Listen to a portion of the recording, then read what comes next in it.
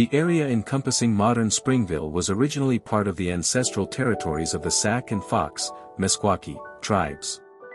In 1837, these nations ceded the land to the U.S. government through the Second Black Hawk Purchase, an elongated tract in eastern Iowa that opened the region to white settlement. This treaty, signed amid ongoing tensions following the Black Hawk War, marked the beginning of Euro-American encroachment on native lands in Lynn County. First settlements and claims, 1838-1850's pioneer Charles Pinckney staked the earliest recorded claim in 1838 on the fertile prairie land that would become Springville, drawn by the promise of rich soil for farming. By the mid-1850s, a wave of settlers from the eastern U.S. and Europe arrived, establishing homesteads amid the rolling hills and streams.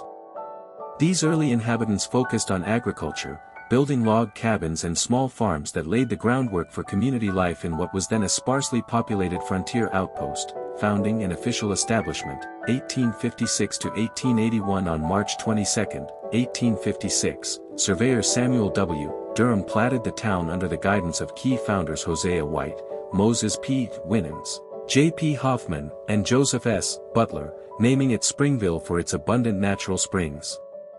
The community grew steadily as a rural hub, with mills, schools, and churches emerging.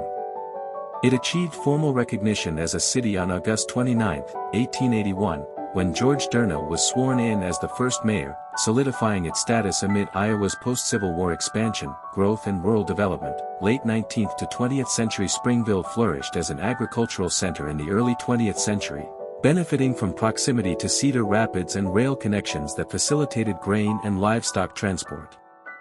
The population peaked around 1,200 by the mid-1900s, supported by family farms, a creamery, and local industries.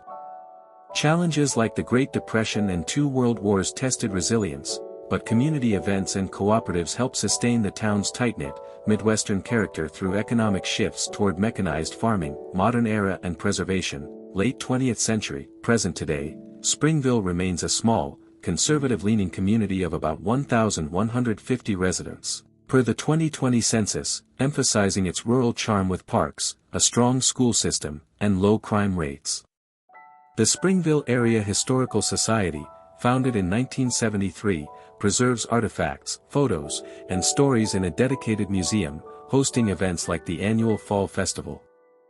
As part of the Cedar Rapids metro area, it balances quiet heritage with modern amenities, facing contemporary issues like housing growth and environmental conservation.